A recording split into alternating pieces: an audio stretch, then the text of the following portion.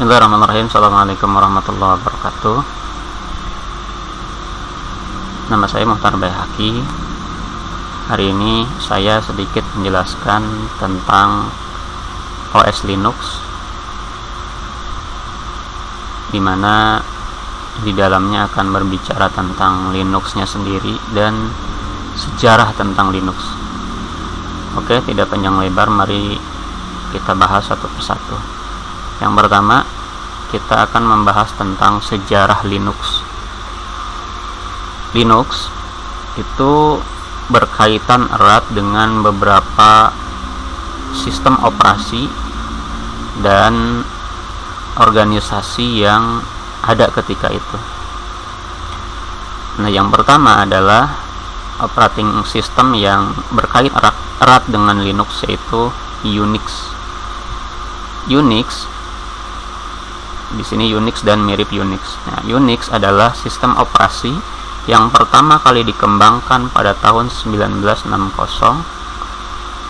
di Bell Laboratories oleh sebuah kelompok dari AT&T, yaitu Dennis Ritchie dan Ken Thompson, yang merupakan pengembang utamanya, adalah bagian dari kelompok ini. Pada awalnya, Thompson menemukan sebuah komputer PDP-7 di tempat kerjanya dan mengaturnya untuk membuat lingkungan sistem yang ramah.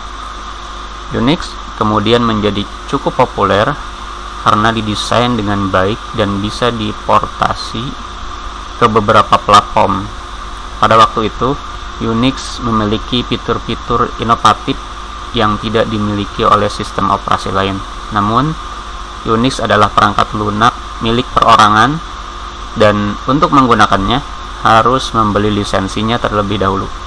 Maka sejak itu, perusahaan dan universitas yang ingin memakainya mulai mengembangkan sistem operasi yang kerjanya mirip Unix. Nah, sedikit saya akan membahas tentang Unix ini sendiri.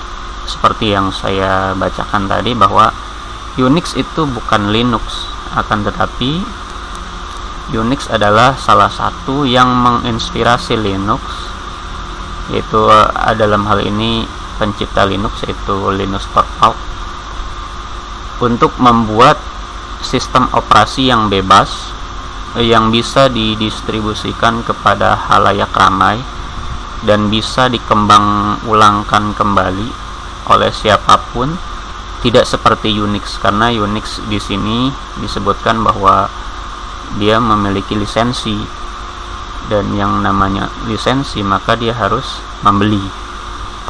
Nah, makanya Linus Torvalds membuat yang hampir mirip dengan Unix. Jadi bisa dibilang Linux, kembali lagi ke Linux adalah sistem operasi yang mirip dengan Unix, tapi di dalam source code-nya tidak ada sedikit pun mengandung source code dari Unix itu sendiri. Lalu yang selanjutnya, kita berbicara tentang proyek GNU atau GNU. Proyek GNU dimulai pada tahun 1984 oleh Richard Stallman. Proyek ini memiliki tujuan untuk membuat sebuah sistem operasi yang kompatibel dengan Unix dan lengkap secara total berdiri atas perangkat lunak bebas. Pada tahun 1985, Richard Stallman mendirikan Yayasan Perangkat Lunak Bebas dan mengembangkan lisensi publik umum GNU. Kebanyakan program yang dibutuhkan oleh sebuah sistem operasi seperti pustaka, compiler, penyunting teks, shell Unix, dan sistem jendela telah diselesaikan pada tahun 1990, tetapi komponen tingkat rendah seperti device driver, daemon, dan kernel masih belum terselesaikan pada saat itu. Nah, proyek GNU ini yang nantinya adalah proyek yang dipakai di dalam Linux itu sendiri. Maka nanti saya akan bahas tentang beberapa kontroversi penamaan Linux itu sendiri.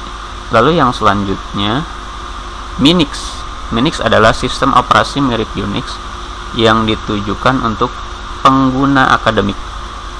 Minix dirilis oleh Andrew S. Tannenbaum pada tahun 1987. Kode sumber Minix 1.0 tercantum dalam buku Operating System Design and Implementation. Walaupun dapat secara mudah didapatkan, modifikasi dan distribusi ulang tidak diperbolehkan pada saat itu. Hak cipta dari kode sumber termasuk ke dalam hak cipta dari buku yang dipublikasikan oleh Prentice Hall. Sebagai tambahan, desain versi 16 bit dari Minix kemudian tidak secara baik diadaptasi kepada versi 32 bit dari arsitektur Intel 386 yang murah dan populer pada saat itu, yang digunakan secara luas di komputer pribadi. Tahun 1991, Torvald atau Linus Torvald mulai bekerja untuk membuat versi non-komersial pengganti Minix sewaktu ia belajar di Universitas Helsinki. Jadi ketika kita berbicara tentang Minix, apakah ada hubungannya? Sangat berhubungan erat. Kenapa? Karena Minix adalah satu sistem operasi yang ketika itu Linus Torvald, salah satu pencipta Linux, itu membuat Linux di sistem operasi Minix itu sendiri, dan dia mempelajari Minix lalu membuat sistem operasi mengcompile atau menginstal Minix di komputernya, lalu membuat kode-kode source code Linux di sistem operasi Minix. Dan dia pun memberitahukan di milisnya Minix bahwa dia menciptakan sistem operasi atau kernel yang dia namakan dengan Linux. Lalu yang selanjutnya kita akan berbicara tentang penciptaan dan awal perkembangan Linux. Linux dimulai pertama kali pada tanggal 25 Agustus 1991 oleh Linus Torvalds atau Linus Benedict Torvalds. Ia mengumumkan Linux yang awalnya adalah proyek komputer hobinya di newsgroup com.os.minix. Jadi newsgroup Minix pada saat itu. Saat itu ia sedang menempuh jurusan ilmu komputer di Universitas Helsinki. Lalu Torvalds mengatakan bahwa proyeknya dinamakan Linux, sebagaimana yang ia tulis pada tanggal 3 Juli 1991. Pada tahun 1992, Tannenbaum menulis sebuah artikel. Tannenbaum ini Andrew Tannenbaum yang tadi, Andrew S. Tannenbaum yang menciptakan Minix. Dia menulis sebuah artikel di Usenet yang mengklaim bahwa Linux sudah ketinggalan zaman. Di dalam artikel Tannenbaum, ia mengkritik Linux sebagai sebuah sistem operasi dengan rancangan monolitik dan terlalu terpaku dengan arsitektur x86 sehingga tidak bersifat portable, di mana digambarkannya sebagai sebuah kesalahan mendasar. Tannenbaum menyarankan bahwa mereka yang menginginkan sebuah sistem operasi modern harus melihat kepada sebuah rancangan yang berdasarkan kepada model mikrokernel. Tulisan tersebut menekankan tanggung jawab Torvalds yang berujung kepada sebuah debat tentang rencana kernel monolitik dan mikrokernel.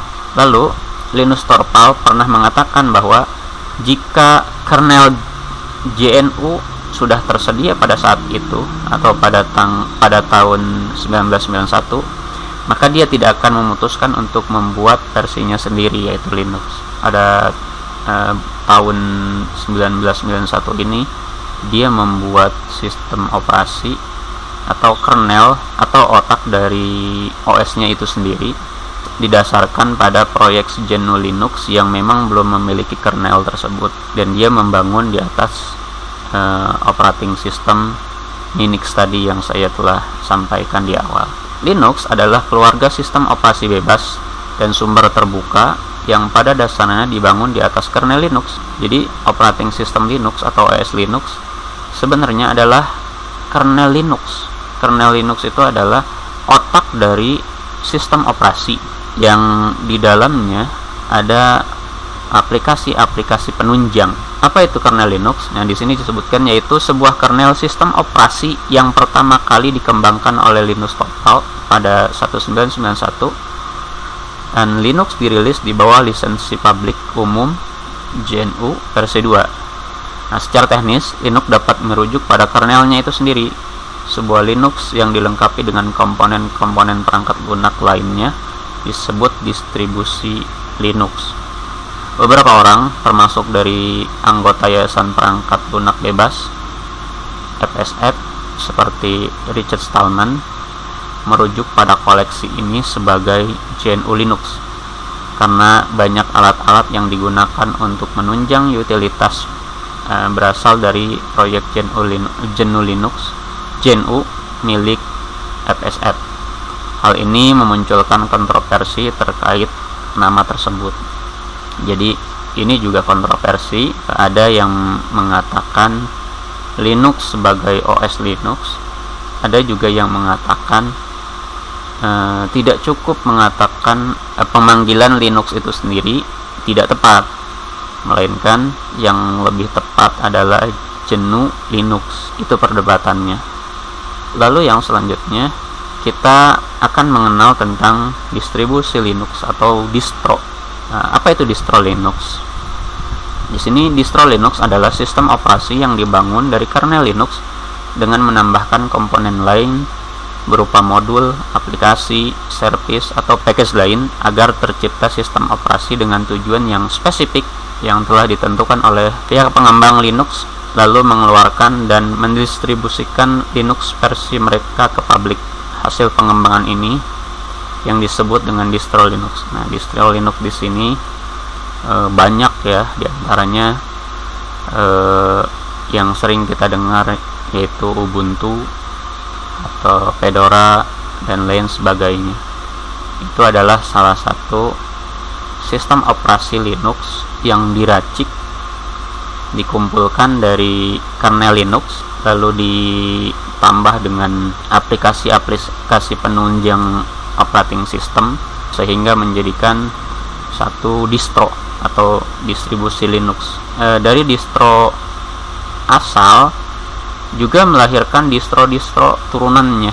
Contohnya distro Ubuntu itu asalnya adalah dari GNU Debian OS.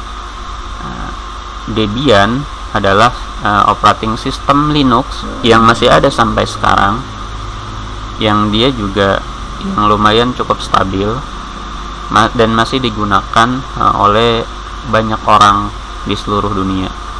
Lalu ada perusahaan yaitu Canonical membuat turunan dari Debian ini yang disebut Ubuntu. Lalu Ubuntu pun punya turunan-turunannya. Beberapa pengembang membuat turunan-turunan dari Ubuntu, diantaranya Linux Mint, MX Linux, dan lain sebagainya. Yang selanjutnya, distribusi Linux yang populer meliputi Linux Mint, Manjaro Linux, MX Linux, Debian, Ubuntu, Fedora, dan Elementary OS, dan banyak lagi. Lalu distribusi Linux untuk tujuan komersial meliputi Red Hat Enterprise Linux dan SUSE Linux. Linux aslinya dikembangkan untuk komputer pribadi berarsitektur Intel x86. Tetapi seiring waktu, Linux telah diportasi ke banyak arsitektur, lebih banyak daripada sistem operasi lainnya. Sejak pertengahan 1990-an hingga 2000-an, Linux menjadi sistem operasi yang mendominasi di pasar peladen, komputasi awan, dan superkomputer. Nah, sejak tahun 2017, Linux adalah sistem operasi yang satu-satunya digunakan di dalam superkomputer top 500. Linux juga didominasi di pasar ponsel melalui sistem operasi Android buatan Google. Nah, Android juga di dalamnya ada kernel Linux yang digunakan sekitar 72,7% secara global. Meskipun Linux hanya digunakan sekitar 2,3% di komputer meja atau PC secara global. Lalu Chromebook yang menggunakan distribusi Linux Chrome OS mendominasi tingkat pertumbuhan pasar komputer pribadi sebesar 275% akhir-akhir ini. Dan di sekolah-sekolah K12 Amerika mirip dengan model SD, SMP, SMA sebagai perangkat pembelajarannya. Jadi sekarang Linux itu sudah berkembang, bahkan dipakai di superkomputer, lalu di HP, menjadi OS yang kita kenal dengan sebutan Android saat ini yang paling hype. Bahkan sekarang muncul Huawei membuat sistem operasi namanya Harmony OS, itu pun berdasarkan atas kernel Linux. Lalu di dalam komputer PC yang lagi hype sekarang ini yaitu Chromebooks, itu juga adalah OS Linux yang diciptakan untuk dunia pendidikan yang pasarnya juga besar sekali, terutama di Amerika. Lalu yang selanjutnya, maskot dari Linux itu sendiri. Maskot Linux yaitu TUK. Apa itu TUK? TUK adalah maskot resmi kernel Linux dan simbol umum Linux. TUK dibuat oleh Larry Ewing pada tahun 1996 dengan aplikasi yang namanya GIMP. Itu aplikasi pembuat gambar. Beberapa orang berbeda pendapat mengenai awal mula TUK.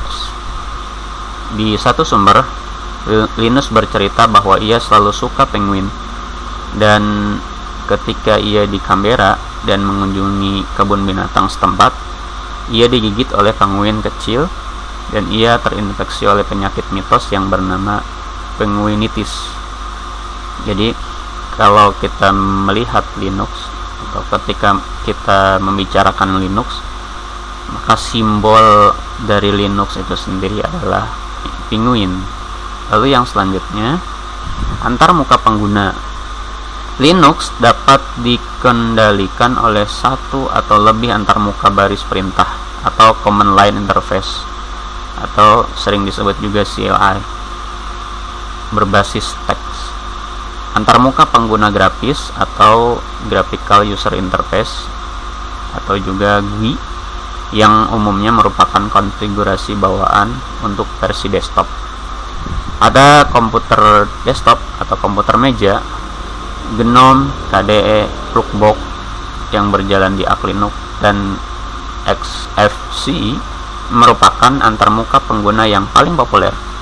Walaupun terdapat sejumlah varian antarmuka pengguna yang lain. Antarmuka pengguna yang paling populer berjalan di atas X Window System atau System X yang menyediakan transparansi jaringan yang memperolehkan sebuah aplikasi grafis berjalan, maksudnya memperbolehkan yang memperbolehkan sebuah aplikasi grafis berjalan di atas satu mesin tetapi ditampilkan dan dikontrol di mesin yang lain. GUI yang lain memiliki X Window Manager seperti FPWM, Enlightenment, Flexbox, SVM, dan Window Maker. Manajer jendela menyediakan kontrol untuk penempatan dan penampilan dari jendela-jendela aplikasi individual serta interaksi dengan sistem jendela X. Di sini disebutkan bahwa Linux itu dulunya diciptakan hanya command line interface saja, jadi berupa tulisan-tulisan saja. Jadi banyak orang yang takut menggunakan Linux karena merasa susah. Akan tetapi semakin berkembangnya Linux, banyak perusahaan-perusahaan yang membuat distro yang tadi saya jelaskan, yang dibekali dengan GUI atau graphical user interface yang keren-keren. Di antaranya adalah GNOME, KDE, Flexbox, XFCE yang bagus-bagus, yang hampir mirip dengan operating system Windows. Ada juga yang mirip dengan tampilannya mirip dengan operating system miliknya Apple, macOS, bahkan yang mirip dengan Android. Jadi Linux ini sendiri sekarang digunakan di berbagai perangkat dan mempunyai tampilan yang bisa dibilang menyamai dari operating system yang populer sekarang. Bahkan bagi sebagian orang yang memang sudah merasakan Linux, dan saya pribadi menggunakan Linux, saya boleh bilang bahwa Linux menurut saya lebih powerful, tampilannya lebih eye-catchy, dan ya saya pribadi lebih nyaman menggunakan Linux. Mungkin itu saja yang bisa saya sampaikan terkait dengan sistem operasi Linux. Mudah-mudahan ada manfaatnya. Terima kasih. Wassalamualaikum warahmatullahi wabarakatuh.